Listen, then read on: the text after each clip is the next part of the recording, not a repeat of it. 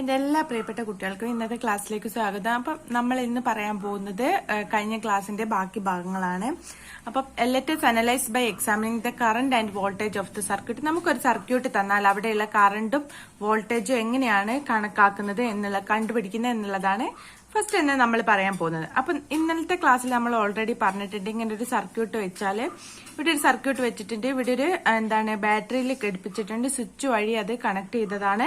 എന്നിട്ട് ഇവിടെ ഇതിലെങ്ങനെ കറണ്ട് ആയി പോകുന്നുണ്ട്. ഇവിടെ ഒരു നിക്രോം റെസിസ്റ്റൻസ് R ആണ് ഉള്ളത്, നിക്രോം വയർ ഉണ്ട്.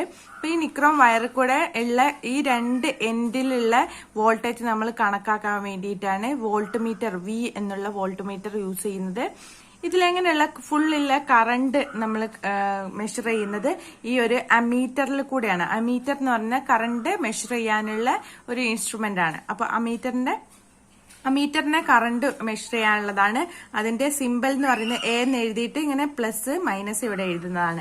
വോൾട്ട് മീറ്ററിന്റെ വോൾട്ടേജ് ആണ് V എന്ന് പറയുന്നത്. അപ്പൊ V എന്ന് പറഞ്ഞിട്ട് ഇങ്ങനെ ഒരു സിമ്പിളിനെ കൊണ്ട് പോസിറ്റീവ് നെഗറ്റീവ് ഇങ്ങനെ ഒരു സിമ്പിളിലാണ് വോൾട്ട് മീറ്റർ നമ്മൾ റെപ്രസെന്റ് ചെയ്യുന്നത്. അപ്പം ഇനി നമ്മൾക്ക് ഇതിലുള്ള പൊട്ടൻഷ്യൽ ഡിഫറൻസ് കാണണം. ഈ ഒരു സർക്യൂട്ടിൽ കൂടെയുള്ള പൊട്ടൻഷ്യൽ ഡിഫറൻസ് കാണണം. ഈ സർക്യൂട്ടിൽ ഈ രണ്ട് പോയിന്റുകൾ, അതായത് ഈ റെസിസ്റ്റൻസിന്റെ ഇടയിലുള്ള രണ്ട് പോയിന്റുകൾക്കിടയിലുള്ള പൊട്ടൻഷ്യൽ ഡിഫറൻസ് നമുക്ക് കാണും. അപ്പൊ പൊട്ടൻഷ്യൽ ഡിഫറൻസ് അല്ലെങ്കിൽ പൊട്ടൻഷ്യൽ ഡിഫറൻസ് V എന്ന് പറഞ്ഞാൽ across the resistor of resistance R ohm. Okay, ഒരു റെസിസ്റ്റർ ഉണ്ട്. ആ റെസിസ്റ്ററിന്റെ ഇടയിൽ, അതായത് ആ റെസിസ്റ്ററിന് ഒരു റെസിസ്റ്റൻസ് എന്ന് പറയുന്നത് R ഓം ആണ് റെസിസ്റ്റൻസ് ഉള്ളതെങ്കിൽ അവിടെയുള്ള പൊട്ടൻഷ്യൽ ഡിഫറൻസ് V എന്ന് പറഞ്ഞാൽ എന്താണ്, അതെങ്ങനെയാണ് കണക്കാക്കുക, മെഷർ ചെയ്യുക എന്നുള്ളതൊക്കെയാണ് നമ്മൾ പറയാൻ പോകുന്നത്. ഓക്കെ,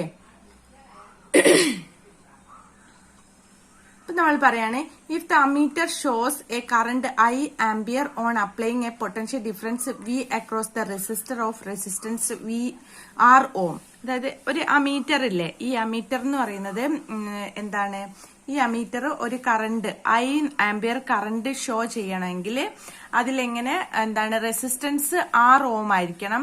പൊട്ടൻഷ്യൽ ഡിഫറൻസ് V കൊടുക്കുകയാണെങ്കിൽ ഈ കറന്റ് എന്ന് പറയുന്നത് എന്തായിരിക്കും, I ഈക്വൽ ടു Q/T ആയിരിക്കും. Q എന്ന് പറഞ്ഞാൽ ചാർജ് ആണ്, ക്യാപിറ്റൽ Q എന്ന് പറഞ്ഞാൽ ചാർജ് ഫ്ലോയിങ് ത്രൂ ദി സർക്യൂട്ടിൽ കൂടെ ഫ്ലോ ചെയ്യുന്ന ചാർജ് ആണ് എന്ത് Q എന്ന് പറയുന്നത്. ബൈ T എന്ന് പറഞ്ഞാൽ എന്താണ്, T എന്ന് പറഞ്ഞാൽ ഒരു ടൈം, ഒരു പർട്ടിക്കുലർ ടൈമിന്റെ ഉള്ളിൽ ഫ്ലോ ചെയ്യുന്ന ചാർജ് Q/T, അതാണ് കറണ്ട് എന്ന് പറഞ്ഞാൽ. കറണ്ട് എന്ന് പറഞ്ഞാൽ യഥാർത്ഥത്തിൽ എന്താണ്, ഒരു സർക്യൂട്ടിൽ കൂടെ ഒരു പർട്ടിക്കുലർ ടൈമിൽ മൂവ് ചെയ്യുന്ന ചാർജുകളുടെ എണ്ണത്തെയാണ് നമ്മൾ എന്ത് പറയുന്നത്, കറണ്ട് അല്ലെങ്കിൽ I എന്ന് പറയുന്നത്. I equal to capital Q/T. മനസ്സിലായല്ലോ. The charge that flows through the conductor in T second Q equal to dash കൂളും. ഇത് നമ്മൾക്ക് എങ്ങനെ എഴുതാം, ഒരു ക്വസ്റ്റ്യൻ ആണ്. The charge that flows through the conductor in T second, ഒരു T സെക്കൻഡില് Qയിൽ കൂടെ ഉള്ള ആ ഒരു സർക്യൂട്ടിൽ കൂടെയുള്ള ചാർജ് Q എന്ന് പറഞ്ഞാൽ എന്താണ്, ഡാഷ് കുളൂമ്പാണെന്ന് പറഞ്ഞാൽ. Q ചാർജിന്റെ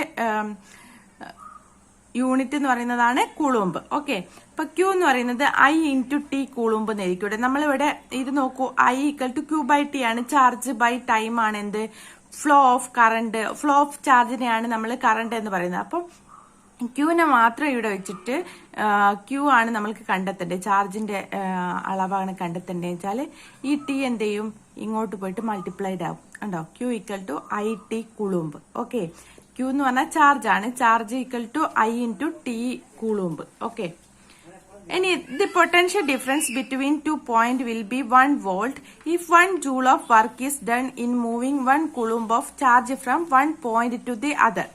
എന്താണ് പൊട്ടൻഷ്യൽ ഡിഫറൻസ് എന്ന് പറഞ്ഞാൽ, the potential difference between 2 point will be 1 volt.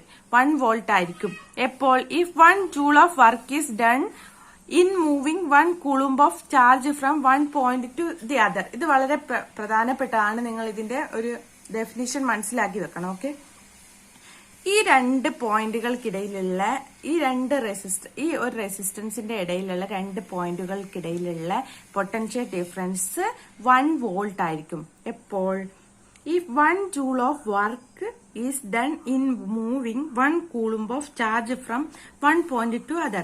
നമ്മൾ ഇവിടെ നമ്മൾ ഓൾറെഡി പറഞ്ഞിട്ടുണ്ട് ചാർജുകളുടെ ഫ്ലോ ആണ് കറണ്ട് എന്ന് പറയുന്നത്. അപ്പം ഈ ഒരു പോയിന്റിൽ നിന്ന് ഈ ഒരു പോയിന്റിലേക്ക് 1 കൂളൂംബ് ചാർജിനെ മൂവ് ചെയ്യാൻ വേണ്ടിയിട്ട് 1 ജൂൾ വർക്കാണ് ചെയ്യുന്നതെങ്കിൽ ഇവിടെയുള്ള ഈ ഒരു പൊട്ടൻഷ്യൽ ഡിഫറൻസ് എന്ന് പറയുന്നത് 1 വോൾട്ട് ആയിരിക്കും. അപ്പൊ ജൂൾ എന്ന് പറയുന്നത് വർക്ക് ഡൺ ആണ് നിങ്ങൾക്കറിയാം. അപ്പം എങ്ങനെയാണ് 1 വോൾട്ട് പൊട്ടൻഷ്യൽ ഡിഫറൻസ് കിട്ടുന്നത്? The potential difference between 2 points will be 1 volt if 1 joule of work is done to move 1 coulomb of charge from one point to another point. മനസ്സിലായല്ലോ? അപ്പൊ 1 joule work is required to move 1 coulomb of charge under 1 volt potential difference. ഇത് തന്നെയാണ് ഇതിൽ പറഞ്ഞേക്കുന്നത്. എന്താണ്? 1 joule of work ആണ് ആവശ്യമായി വരുന്നത്. എന്തിനു വേണ്ടിയിട്ട്? 1 coulomb of chargeനെ നമ്മൾ ഒരു പോയിന്റിൽ നിന്ന് മറ്റൊരു പോയിന്റിലേക്ക് മാറ്റാൻ under the potential difference, under 1 volt potential difference. 1 volt potential difference ഉണ്ടാവുമ്പോൾ ഒരു ചാർജിനെ, അതായത് ഒരു പർട്ടിക്കുലർ ചാർജിനെ ഒരു പോയിന്റിൽ നിന്ന് 1 കൂളൂംബ് ചാർജിനെ ഒരു പോയിന്റിൽ നിന്ന് മറ്റൊരു പോയിന്റിലേക്ക് കൊണ്ടുവിടാൻ വേണ്ടിയിട്ട് 1 ജൂൾ ഓഫ് വർക്ക് ആണ് റിക്വയർ ആയിട്ടുള്ളത്. അപ്പൊ work W equal to 1 volt joule നേരിക്കൂടെ നമ്മൾക്ക്? ഇല്ലേ? W equal to 1 volt joule. Okay, 1 joule ആണ് ശരിക്കും വർക്ക് ഇടാൻ, പക്ഷെ അതിനെ നമ്മൾക്ക് 1 വോൾട്ട് ജൂൾ എന്നും പറയാം. ഇനി W ഈക്വൽ ടു എന്താണ്? ഈ 1ന് പകരം 1 കൂളൂംബ് ആണ്, ചാർജ് ആണ്, അണ്ടർ പൊട്ടൻഷ്യൽ ഡിഫറൻസ് V ആണ്. 1 കൂളൂംബ് ആയതുകൊണ്ടാണ് നമ്മൾ ഇവിടെ എന്ത് ചെയ്തത്? 1 എഴുതിയേക്കുന്നത്. ഇനി Q അതിനെ ജനറലൈസ് ചെയ്ത് മൊത്തത്തിലുള്ള ഒരു 1ന് 2, 3, 4 വോൾട്ട് ഒക്കെ ആവാലോ. അപ്പൊ ഈ 1 എന്നുള്ളതിനെ നമ്മൾ ജനറലൈസ് ചെയ്തിട്ട് Q ചാർജ് ആക്കി. അപ്പം W equal to QV joule ആണ്. വർക്ക് ഡൺ എന്ന് പറഞ്ഞാൽ Q ഇൻറ്റു V ജൂൾ ആണ്. ഇത് മറന്നു പോയത്, ഇത് ഇമ്പോർട്ടന്റ് ആണ്. ഇങ്ങനത്തെ ഒരു പ്രോബ്ലം വരാൻ സാധ്യതയുണ്ട്. അപ്പൊ W equal to 1 volt joule എന്ന് പറഞ്ഞാൽ 1 coulomb charge under potential difference V ആണ്. 1 കൂളൂംബ് ആയതുകൊണ്ട് 1 coulomb charge Q equal to 1 coulomb ആയതുകൊണ്ടാണ് നമ്മൾ ഇവിടെ എന്ത് ചെയ്ത് 1 എഴുതിയേക്കുന്നത്. അതിനെ ജനറലൈസ് ചെയ്ത് എഴുതിയേക്കുന്നതാണ് Q volt joule. Okay, W work done equal to Q volt joule. എങ്ങനെയാണത്? 1 joule of work is required to move 1 coulomb of charge under 1 volt potential difference. അപ്പൊ പൊട്ടൻഷ്യൽ ഡിഫറൻസ് 1 ആവുന്നത് എപ്പോഴാണെന്ന് നമുക്ക് നേരെ തിരിച്ചും പറയാം. The potential difference between 2 point will be 1 volt if 1 joule of work is done in moving 1 coulomb of charge from 1 point to another point. മനസ്സിലായെന്ന് പ്രതീക്ഷിക്കുകയാണ്.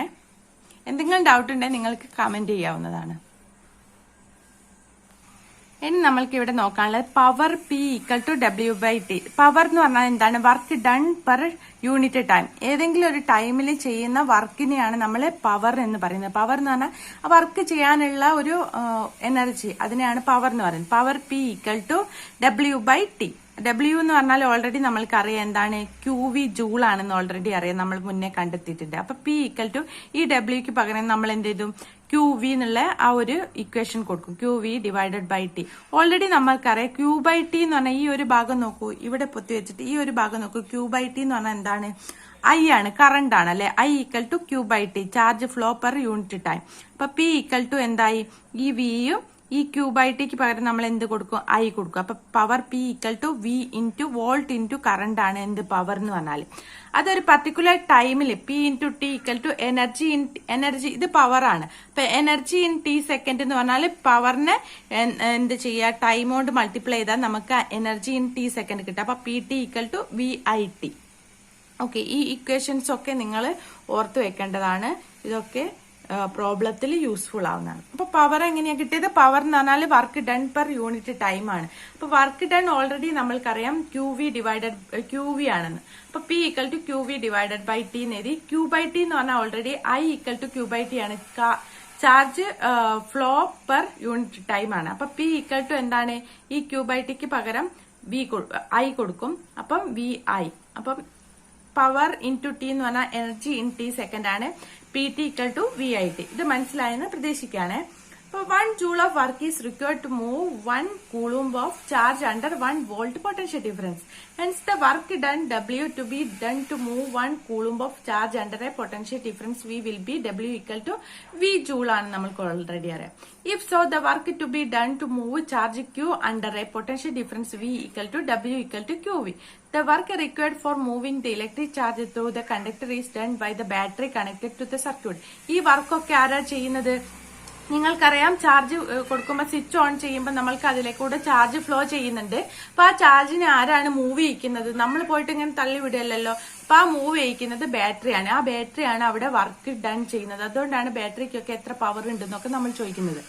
The power P supplied by the battery to the circuit in a time t second equal to W by T. അതാണ് ഈ W by T എന്ന് പറയുന്നത്. ഈ power ആരാണ് കൊടുക്കുന്നത്?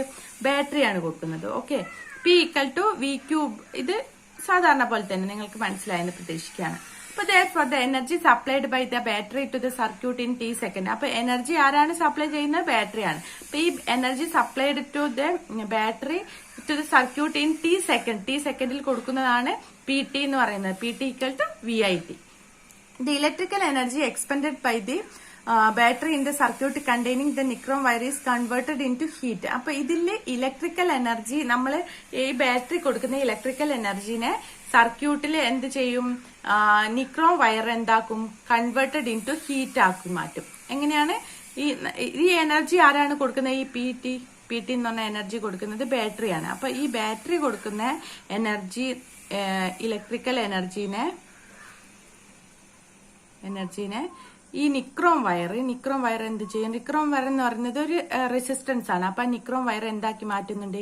Heat എനർജിയാക്കി മാറ്റുന്നു. ഇതാണ് ഇവിടെ ഉണ്ടായിരുന്ന ഒരു ചേഞ്ച് തന്നെ. If so, why did the nichrome wire in the circuit alone become red hot? എന്തുകൊണ്ടാണ് നിക്രോം വയർ മാത്രം ചുട്ടുപഴിക്കാൻ കാരണം എന്താണ്? അതിൽ ചുറ്റും എന്തുണ്ട്? ഒരു സർക്യൂട്ട് കംപ്ലീറ്റ് ചെയ്യണം. നിങ്ങൾക്ക് അതിൽ കുറെ വയറുകളൊക്കെ യൂസ് ചെയ്യുന്നുണ്ട്. അപ്പൊ അതൊന്നും എന്തുകൊണ്ടാണ് റെഡ് ഹോട്ട് ആവാതിരിക്കുന്നത്? ഇനി നമ്മൾ അടുത്തത് അതാണ് നോക്കാൻ പോകുന്നത്. Okay, let us examine the influence of resistance in changing the electrical energy into heat energy.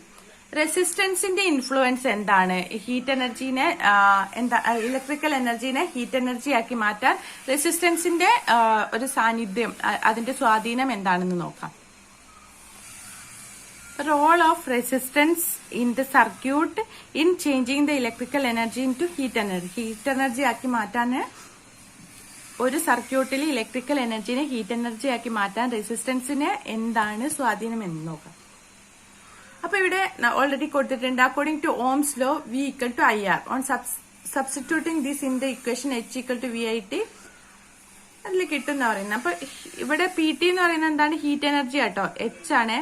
അതായത് ഇലക്ട്രിക്കൽ എനർജിന് ഈ എനർജി ഇൻ ടി സെക്കൻഡ് എന്ന് പറയുന്നതല്ലേ. നോക്കൂ, ഇവിടെ P into T, energy in T second. അതായത് PT എന്ന് പറഞ്ഞാൽ എന്താണ്? ബാറ്ററി കൊടുക്കുന്ന എനർജിയാണ്, ഇലക്ട്രിക്കൽ എനർജി. ഈ ഇലക്ട്രിക്കൽ എനർജി ആയിട്ട് ആണ് എന്തായിട്ട് മാറുന്നത്? ഹീറ്റ് എനർജി ആയിട്ട് മാറുന്നത് നമ്മൾ പറഞ്ഞിട്ടുണ്ട്. അപ്പൊ heat energy H equal to എന്താണ്? VIT. ഇത് ഓൾറെഡി നമ്മൾ പഠിച്ചു വെക്കേണ്ടതാണ്. മനസ്സിലായല്ലോ? PT എന്ന് പറഞ്ഞാൽ എന്താണ്? Energy in T second given by the battery. ആ ഒരു എനർജിയാണ് എന്തായി മാറുന്നത്? ഹീറ്റ് എനർജി ആയി മാറുന്നത്. അതുകൊണ്ടാണ് H എന്ന് നമ്മൾ കൊടുത്തട്ടോ. H equal to VIT. ഇത് മറന്നുപോയത്, ഇത് ഇവിടെ യൂസ്ഫുൾ ആവുന്നുണ്ട്. അപ്പൊ ഇവിടെ നമ്മൾക്ക് നോക്കാൻ പോവുകയാണ് ഓംസ് ലോ എന്ന് പറഞ്ഞാൽ എന്താണ്. അപ്പൊ ഇവിടെ നോക്കൂ, ഓംസ് ലോ നമ്മൾക്ക് ഓൾറെഡി അറിയാം. V ഈക്വൽ ടു എന്താണ്? IR ആണ്. ഇവിടെ മേലെ നമ്മൾ കണ്ടെത്തിയിരിക്കുന്ന ഹീറ്റ് പ്രൊഡ്യൂസ്ഡ് എന്ന് പറയുന്നത് VIT. അതിന്റെ പവർ ഇൻടു ടി, എനർജിക്ക് തുല്യമാണ്. അപ്പം ഹീറ്റ് എനർജി VIT ആണെന്ന്. അപ്പൊ H ഈക്വൽ ടു VIT ആണ്. അപ്പൊ ഓൾറെഡി അറിയാം V ഈക്വൽ ടു IR ആണെന്ന്. അപ്പൊ V ഈക്വൽ ടു IR, അത് ഈ ഒരു വിക്ക് പകരം നമ്മൾ കൊടുക്കുകയാണ്. അപ്പൊ H ഈക്വൽ ടു വിക്ക് പകരം IR കൊടുത്തു. IR into I into T. അപ്പം ഈ ഐയും ഐയോട് മൾട്ടിപ്ലൈ ചെയ്ത I² ആവും. I² RT. അപ്പൊ H ഈക്വൽ ടു എന്താണ്? I² RT ആണ്. അപ്പൊ ഹീറ്റ് എനർജി കൂടുന്നതനുസരിച്ച് എന്താ? റെസിസ്റ്റൻസ് Hഉം Rഉം എന്താണ്? ഡയറക്ട്ലി പ്രൊപ്പോർഷണൽ ആണ്. അപ്പം അതുകൊണ്ടാണ് ഹീറ്റ് ഈ റെസിസ്റ്റൻസിൽ കൂടെ കറണ്ട് ഫ്ലോ ചെയ്യുമ്പോൾ റെസിസ്റ്റൻസ് നിക്രോം വയർ മാത്രം എന്താണ്? ചുട്ടുപഴുക്കാൻ കാരണം അതാണ്. The heat is developed in a circuit on passing current through the circuit is known as joule heating അല്ലെങ്കിൽ ohm heating. ഇങ്ങനെ ഉണ്ടാവുന്ന ഹീറ്റിങ്ങിനെയാണ് നമ്മൾ ജൂൾ ഹീറ്റിംഗ് അല്ലെങ്കിൽ ഓമിക് ഹീറ്റിംഗ് എന്ന് പറയുന്നത്. The heat developed in A circuit, ഒരു സർക്യൂട്ടിൽ ചൂടുണ്ടാവുന്നു, ഹീറ്റ് ഉണ്ടാവുന്നു. എപ്പോൾ on passing current through the circuit, എപ്പോഴെങ്കിലും കറണ്ട് അതിൽ കൂടെ പാസ് ചെയ്താൽ ആ സർക്യൂട്ട് ഹീറ്റ് ചെയ്യാൻ കാരണം is known as joule heating അല്ലെങ്കിൽ ഓമി ഹീറ്റിംഗ് എന്ന് പറയുന്നത്. ഓമി ഹീറ്റിംഗ് അല്ലെങ്കിൽ ജൂൾ ഹീറ്റിംഗ് വളരെ ഇമ്പോർട്ടന്റ് ആണ്. അപ്പൊ ഈ ഒരു ഇക്വേഷൻസ് ഒക്കെ നിങ്ങൾ മറന്നു പോവാതെ പഠിച്ചു വെക്കണം. Okay, haven't you understood the factors influencing the heat developed in a current passes through a conductor? ഒരു കണ്ടക്ടറിലൂടെ കറണ്ട് പാസ് ചെയ്യുമ്പോൾ എന്തൊക്കെയാണ് അവിടെയുള്ള ഹീറ്റ് എനർജീനെ ഡിപ്പെൻഡ് ചെയ്യുന്ന കാര്യങ്ങൾ, ഹീറ്റ് എനർജീനെ ഇൻഫ്ലുവൻസ് ചെയ്യുന്ന കാര്യങ്ങൾ എന്ന് പറയുന്നത് റിലേറ്റ് ചെയ്തിരിക്കുന്നത് കറണ്ടിന്റെ സ്ക്വയർ ഉണ്ട്, അതേപോലെ R റെസിസ്റ്റൻസ് ഉണ്ട്, ടൈം എന്ന് പറയുന്ന T സെക്കൻഡ്. ഈ 3 ഘടകങ്ങളാണ് ഹീറ്റിനെ സ്വാധീനിക്കുന്നത്. അപ്പം ഹീറ്റിനെ ഡയറക്ട്ലി ഇൻവേഴ്സ് ഇതായിരിക്കുന്നത് റെസിസ്റ്റൻസും ടിയും ആണ്. I² എന്ന് പറയുന്നത് അതിന്റെ മൾട്ടിപ്പിൾ ആയിട്ട് വരുന്നതാണ് കേട്ടോ. അപ്പൊ ഇവിടെ ഒരു എന്ത് കൊടുത്തിട്ടുണ്ട്, ഒരു കോളം കൊടുത്തിട്ടുണ്ട്, നമുക്കത് ഫിൽ ചെയ്യണം. ഇനി അതേപോലെ വളരെ ഇമ്പോർട്ടന്റ് ആയിട്ടുള്ളതാണ് ഈ ചാപ്റ്ററിൽ എന്താണ് ജൂൾസ് ലോ എന്ന് പറയുന്നത്, എന്താണെന്ന് നോക്കാം നമുക്ക്. ഇപ്പൊ ഈ ഒരു ചാപ്റ്ററിൽ വളരെ ഇമ്പോർട്ടന്റ് ആയിട്ടുള്ള ഒരു കാര്യമാണ് ജൂൾസ് ലോ എന്ന് പറഞ്ഞാൽ. ജൂൾസ് ലോ എന്താണ്? The heat generated in a current carrying conductor is directly proportion to the product of the square of the current I and in the conductor and the resistance of the conductor R and the time of flow of current T. ഇത് വളരെ ഈസിയാണ്. H is directly proportion to I² RT. The heat H എന്ന് പറഞ്ഞാൽ എന്താണ്? The heat generated in a current carrying conductor, അതാണ് H, is directly proportional to the product of the, ഇതൊക്കെ എന്താണ്? Product ആണ്, മൾട്ടിപ്ലൈ ചെയ്ത് വെച്ചേക്കുക. അപ്പം product of the square of the current I in the conductor and the resistance R of the conductor and the time T of flow of current. Current flow ചെയ്യുന്ന ടൈമാണ് T എന്ന് പറയുന്നത്.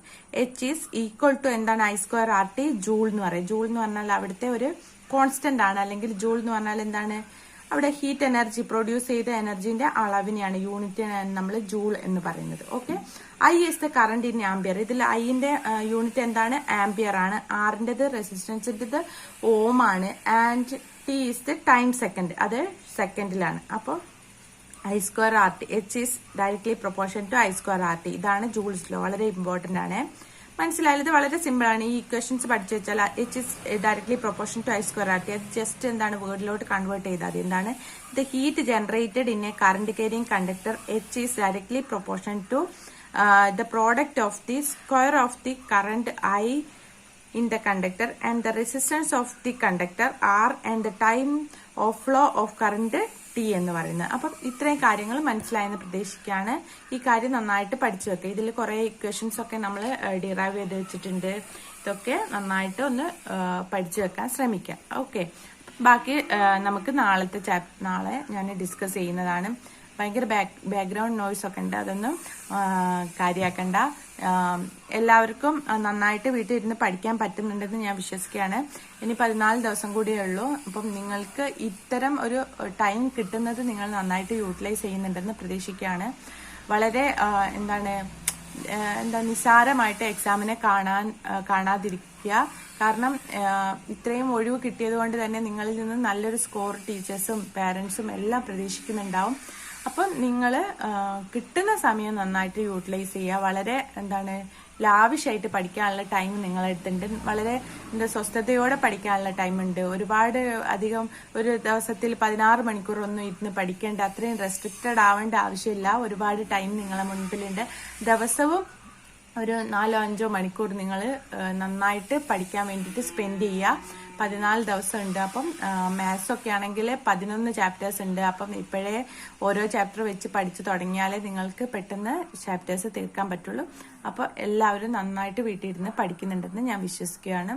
അപ്പോൾ എല്ലാ മക്കളും നന്നായിട്ട് പഠിക്കുക. ഓക്കെ, ബാക്കി ചാപ്റ്റേഴ്സ് നമുക്ക് നാളെയൊക്കെ ഡിസ്കസ് ചെയ്യുന്നതായിരിക്കും. മനസ്സിലാവുന്നുണ്ടെന്ന് പ്രതീക്ഷിക്കുന്നു. എന്തെങ്കിലും ഇംപ്രൂവ്മെന്റ് വേണമെങ്കിൽ നിങ്ങൾക്ക് കമന്റ് ചെയ്യാവുന്നതാണ്, കമന്റ് ബോക്സിൽ കമന്റ് ചെയ്യാവുന്നതാണ്. നിങ്ങളിൽ ആരൊക്കെ ഈ വീഡിയോ കാണുന്നുണ്ടെന്ന് എനിക്കറിയില്ല, എങ്കിലും നിങ്ങൾക്ക് യൂസ്ഫുൾ ആവുന്നുണ്ടെങ്കിൽ നിങ്ങൾക്ക് കമന്റ് ചെയ്യാം. അതേപോലെ നിങ്ങൾക്ക് മനസ്സിലാവാത്ത എന്തെങ്കിലും പോർഷൻസ് ഇതിൽ തന്നെ ഞാൻ ഡിസ്കസ് ചെയ്യുന്നതിൽ തന്നെ മനസ്സിലാവുന്നില്ലെങ്കിലും അത് കമന്റ് ചെയ്യാവുന്നതാണ്. അപ്പോൾ എല്ലാവർക്കും നല്ലൊരു ദിവസം ആശംസിക്കുന്നു.